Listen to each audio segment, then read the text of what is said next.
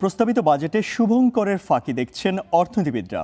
তারা মনে করেন সরকারি পর্যায়ে অনিয়ম দুর্নীতি বন্ধ না হলে জনগণ কর প্রদানে উৎসাহী হবে না, আর কর না বাড়লে দেশ আগাতে পারবে না। গবেষণা প্রতিষ্ঠান সিজিএস আয়োজিত বাজেট আলোচনায় এসব কথা বলেন তারা। এ সময় প্রধান অতিথির বক্তব্যে অর্থমন্ত্রী বলেন, শুধু রাজনীতিতে গণতন্ত্রায়নের সুফল সাধারণ মানুষ পাবে না, বরং অর্থনীতির গণতন্ত্রায়নেরও নিশ্চিত করতে হবে। রাজধানীর গ্রিন রোডে আয়োজিত centre for governance studies CGS এর বাজেট আলোচনায় ব্যবসায়ীরা বলেন, জ্বালানি নিরাপত্তা নিশ্চিত করা, আমলাতান্ত্রিক জটিলতা কমানো, রাজস্ব সংস্কার ও সুদের হার কমানো সহ মূল্যস্ফীতি না কমাতে পারলে বাজেটের সুফল মিলবে না। Cost of doing business is getting high, not only because of the bank interest. Bank interest is 14 to 15%. That's a very high. High price of the electricity, gas, plus on the other hand, there is no supply of the gas and the electricity. Bureaucracy is not functioning. Our NBR is not functioning properly because the reform, the NBR what is needed is not been done. এদিকে বাজেটে শুভঙ্করের ফাঁকি আছে বলে মন্তব্য করেছেন অর্থনীতিবিদরা। বলেন, রাজস্ব আয় বাড়াতে সরকারকে অনিয়ম দুর্নীতি বন্ধ করতে হবে।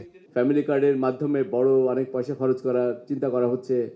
তাড়াহুড়ো করে 41 লাখ লোককে দিতে গেলে কি হবে? ওই কোবরা এফেক্ট হবে। যাদের পাওয়ার কথা তারা পাবে না, আর যারা কানেকশন থাকবে তারা এটা নিয়ে যাবে। বাজেটে যেভাবে বলা হয়েছে যে সামাজিক সুরক্ষা খাতে বাজেটের এত % ব্যয় করা হচ্ছে, আমি আপনাদেরকে বলতে পারি এটার মধ্যে অলমোস্ট অর্ধেক গরিব মানুষের জন্য না। আপনাদের কাছে নুডলস বেচতেছে, কফি বেচতেছে, আপনারা কি কখনো প্রশ্ন তুলেছেন যে 5% তাদের ইকুইটি কেন অফলোড করা হবে না বাংলাদেশের লোকদের কাছে?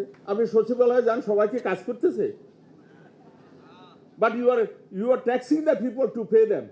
আলোচনায় প্রধান অতিথির বক্তব্যে অর্থমন্ত্রী বলেন, সরকার মাত্র 1.5 মাস কাজ করে একটি বাজেট দিয়েছে। এমন পরিস্থিতিতেও সাধারণ মানুষের সুফলের দিকেই নজর দেওয়া হয়েছে। সরকারি কর্মচারীদের তাবেদারি করতে চাই না, কারণ পিছিয়ে পিছিয়ে ঘোরার দরকার নাই, তদবিরের দরকার নাই। এবং deregulation is a big move. আমি জানি খুব কঠিন, অনেক বাধাগ্রস্ত আমি হয়ে গেছি অলরেডি, ইতিমধ্যে করার সময় বাধাগ্রস্ত হয়েছে। ডিরেগুলেশনের পথে যদি কেউ বাধাগ্রস্ত হয়, will have to show them way out. তিনি আরো বলেন, মূলধারার অর্থনীতির বাইরে থাকা উদ্যোক্তাদের অর্থনীতিতে অন্তর্ভুক্ত করতে বাজেটে ক্রিয়েটিভ ইকোনমি অন্তর্ভুক্ত করা হয়েছে। তার মধ্যে আবার এই বাজেটটা করতে হয়েছে 1.5 মাসের মধ্যে। মাঝার মাহবুব, স্টার নিউজ, ঢাকা।